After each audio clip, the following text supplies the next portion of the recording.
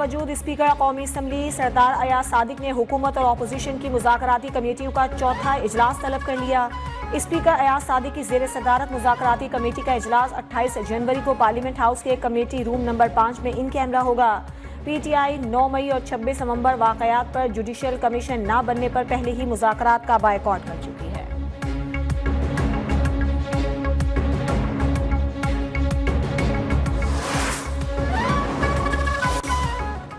फाटक खुलता है जेल का और कोई साहब निकलते हैं और अचानक एक ऐलान कर देते हैं, ना मुज़ाकराती कमेटी को पता होता है, उनकी कमेटी को पता नहीं होता। अचानक एक शख्स जेल से अहकामात दे देता है और मुज़ाकरात खत्म कर दिए जाते हैं। हुकूमती मुज़ाकराती कमेटी के रुकन इरफान सिद्दीकी ने अपोजिशन के मुज़ाकरात से भागने पर अफसोस का इजहार करते हुए कहा कि बातचीत से पीछे हटने का भी कोई सलीका होता है। हमें लिख कर भिजवाएं कि हम मुज़ाकरात नहीं चाह रहे। ये मुफाहिमत के लोग नहीं हैं, इनका दूसरा रास्ता है जिस पर ये चलते हैं। 28 जनवरी को बुलाए गए इजलास का कोई फायदा नहीं, हम मिलकर सोचेंगे अब क्या करना है।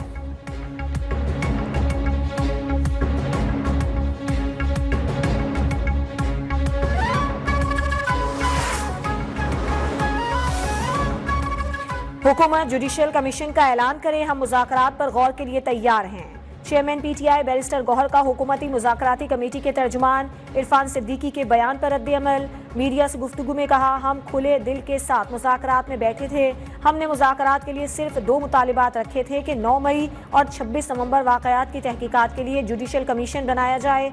7 रोज़ का वक्त गुजरने के बावजूद उस पर अमल दरामद नहीं हुआ। हुकूमती रवैये से इनकी संजीदगी जाहिर होती है।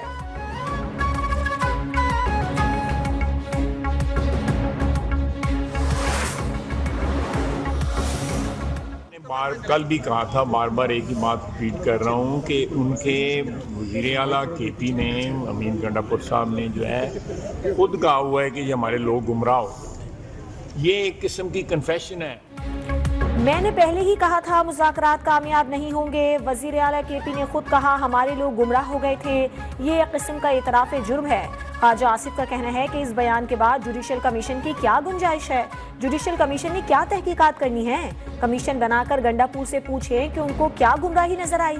इरफान सिद्दीकी के बयान के हवाले से कुछ नहीं कह सकता। अगर जुडिशल कमीशन का कुछ होना होता तो हो चुका होता। राना सनाउल्लाह कहते हैं PTI वाले जिस तरफ देख रहे हैं वो सियासी एजेंडे पर बात नहीं करेंगे। PTI वालों को कोई विंडो नहीं मिली है और जिस तरफ ये देख रहे हैं उन्होंने किसी सियासी एजेंडे पर गुफ्तगू नहीं करनी।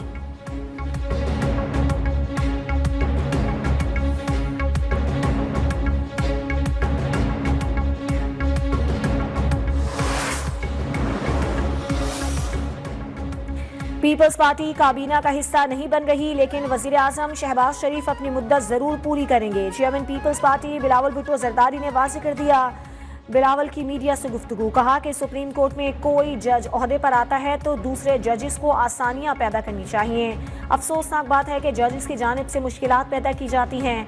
ये आईनी तरमीम का मामला नहीं बल्कि रिवायत बन चुकी है। 26वीं तरमीम के रूल बैक का इख्तियार सिर्फ पार्लियामान को है। कोई और इदारा आइन को रूल बैक करे ये हम मानेंगे ना कोई और।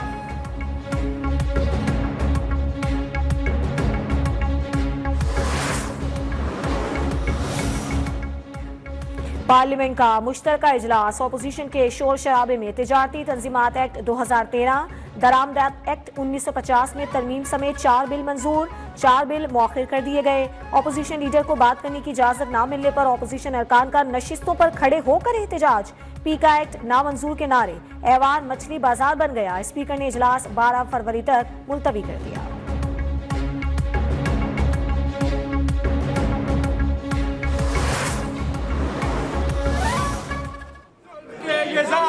हम नहीं मानते,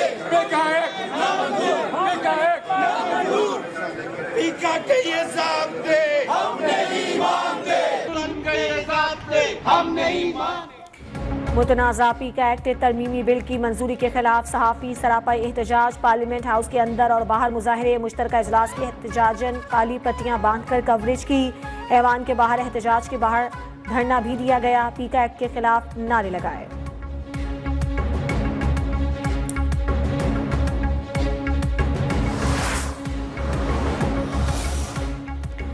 फेक न्यूज ने तबाही मचा रखी है। मुशीर वजीर आजम बैरिस्टर अकील की न्यूज़ वन से गुफ्तगू। कहा, फेक न्यूज के खिलाफ कवानीन जरूरी हैं, हमने आवाम को इंतशार से निजात देनी है।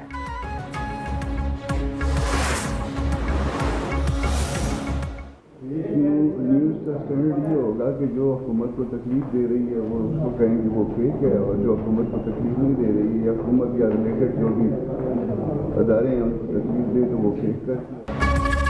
हुकूमत को जो खबर तकलीफ देगी वो फेक न्यूज होगी, जो खबर हुकूमत के हक में जाएगी वो फेक नहीं होगी।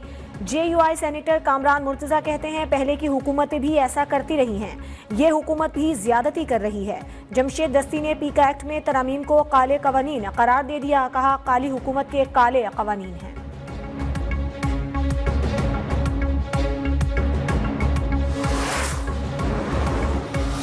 एडिशनल रजिस्ट्रार जुडिशल नजर अब्बास ने तौहीन अदालत का show cause notice supreme court में चैलेंज कर दिया।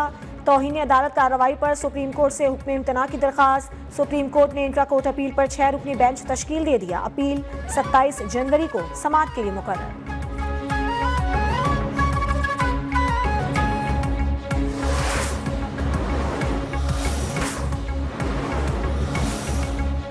अमरीका में वजीर दाखिला मोहसिन नकवी के एजाज में इशाइया। पाकिस्तान की मईशत और IMF के प्रोग्राम के हवाले से तफसीली बातचीत। मोहसिन नकवी का कहना था कि पाकिस्तानी कम्युनिटी अमरीका में मुख्तलिफ शोबों में नुमायां किरदार अदा कर रही है।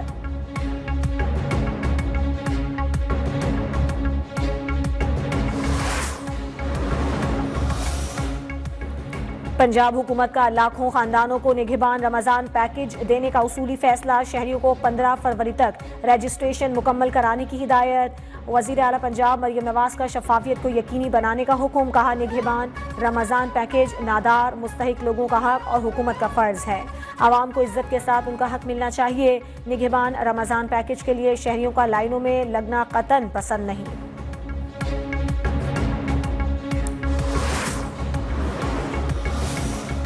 डेफिनेटली इससे पहले सॉलिड वेस्ट मैनेजमेंट नहीं थी।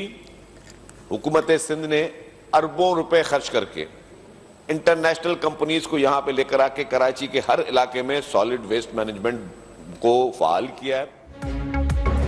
PTI को मुज़ाकरात खत्म नहीं करने चाहिए थे। सीनियर वजीर सिंध शर्जील मेमन का सूबाई असम्बली में इज़हार ख्याल। कहा, अरबों रुपए की लागत से सॉलिड वेस्ट मैनेजमेंट को फाल किया। तमाम यूसीज को 12-12 लाख रुपए दिए जा रहे हैं। MQM ने बल्दियाती इंतखाबात का बायकॉट क्यों किया मालूम नहीं।